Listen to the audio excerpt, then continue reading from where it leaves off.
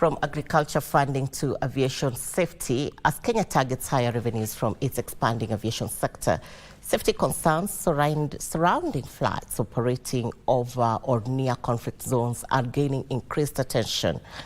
Kenya Civil Aviation Authority's Director of Aviation Safety and Security Regulations, Mary Keter, says policy changes are needed to prioritize risk assessment and preparedness to ensure growth doesn't compromise passenger safety or business continuity.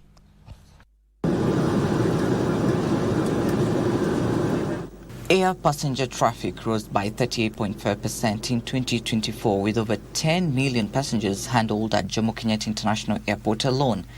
Industry players attending a regional aviation safety seminar in Nairobi say this increased air traffic also brings new challenges, key among them being the need to ensure aircraft do not inadvertently fly into near or high-risk conflict zones. You will have financial conflicts because of areas of conflict where when you reroute flights, you have longer distances.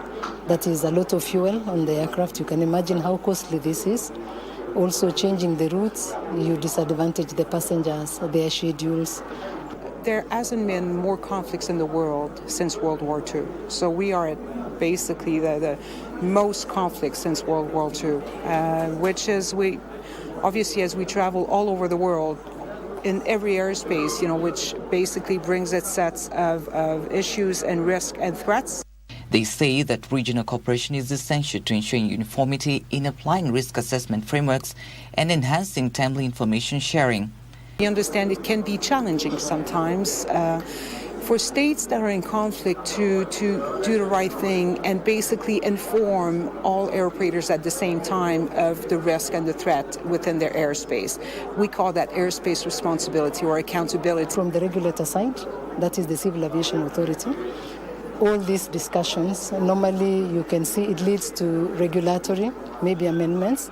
Maybe the Civil Aviation Act could require amendments to incorporate some of these emerging trends. So for Kenya is ready, KCAA is ready to adopt to the changes and to embrace and help the industry to actually implement these new changes. With Kenya being a regional aviation hub, players believe the country is well positioned to lead in implementing international safety standards amid growing air traffic volumes across Africa. Trevor Ngendo for Prime Edition.